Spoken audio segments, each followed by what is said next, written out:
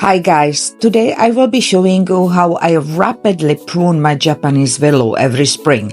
It is a type of oriental willow Salixintegra with white and pink variegation.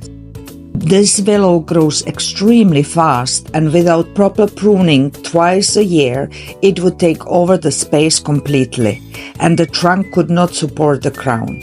I will be also taking out the supporting stake, as the trunk of the willow has grown stronger since last year. Let's gather my supplies. I will be using ladder, clean, sharp pruners, and loppers.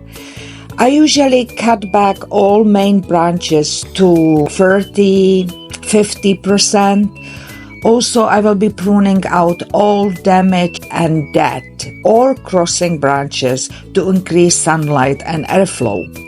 Regular pruning will maintain their size and shape and encourage vibrant growth. You might be surprised how quickly it pushes new branches, so it won't remain in current state for long. Additionally, the new branches will be better supported by more beautiful shade and stronger trunk. Don't stress if you accidentally cut off the wrong branch or take off too much. No worries. Japanese willow are very forgiving. In midsummer, I will be doing light trimming for shaping, size control, and to encourage colorful pink and white new growth.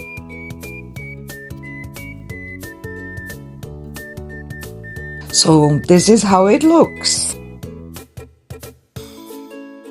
I know it looks extreme, but you get rewarded in a few days.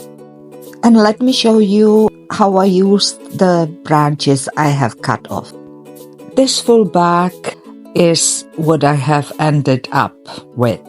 And let's see what I made out of it. I didn't want to throw it just on a compost pile. I was thinking about decorating the door, so I have made few wreaths out of the branches. Let me know if you like it. Thank you guys for watching, and I'll see you in the next video. Bye bye.